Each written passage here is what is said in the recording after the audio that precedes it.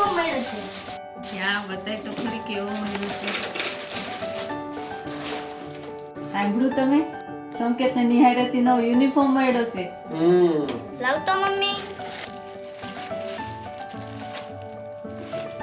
હું કેવો લાગુ છું? સારું લાગે છે મારો દીકરો. સરસ. હું પહેરીને બતાડું છું.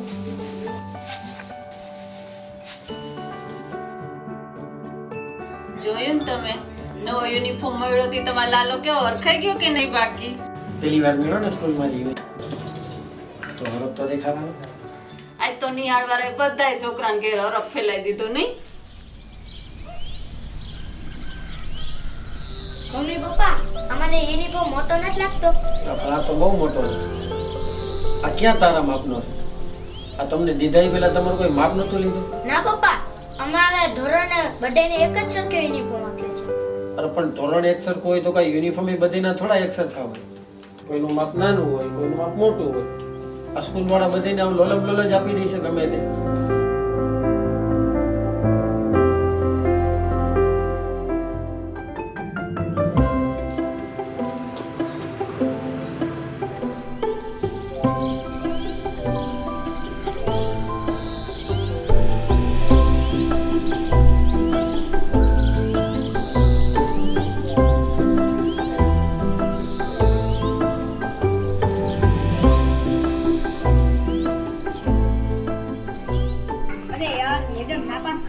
અરે દોસ્ત, મારામાંથી જઈ લેને આ રીતે કરવાનું. જો તું ગમે તેટલી મદદ કરે, મારું ચિત્ર બનતું જ નથી. પાસ મારામાં પણ તારા જેવું ચિત્ર કરવાની આવડત હોય. ચિંતા કરમાં, ચિત્રમાં તો પાસ જ કરી દેશે. ચિંતા તો કાલે છે. કાલે કેમ? કાલે ગણિતનું છે ને. ઓ એમાં તો કાંઈ વાંધો નથી. ચાર ચિત્ર તો કરી લઉં, સાંભળવાનું.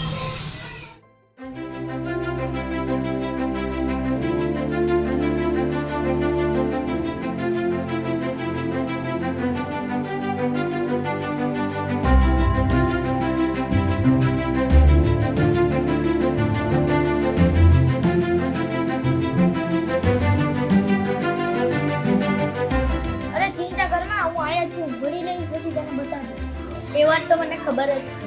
ચિંતા તો એ વાતની છે. જો ચિત્રમાં પાસ ના હોય તો પણ કરે અને ગણિતમાં સીધા ના પાસ, એ તો ખોટું છે ને. ચિત્ર પણ એટલું જ જરૂરી. બધા થોડું કરી શકે. તે બધું ભૂલી જા, હું છું ને, હું તને થોડો નપાસ થવાનો.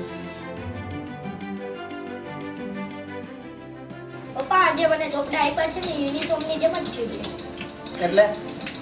એટલે મમ્મી મારું ડ્રોઈંગ જોઈને એમ કહે છે કે સારું ચિત્ર બનાવે છે. હું મોટો થઈને મોટો ચિત્રકાર બનીશ. તો તેમાં ગણિતની શું જરૂર છે? તો હું ગણિત અથવા બીજા વિષયમાં ફેલ થઈશ તો હું ચિત્રકાર નહીં બની શકું.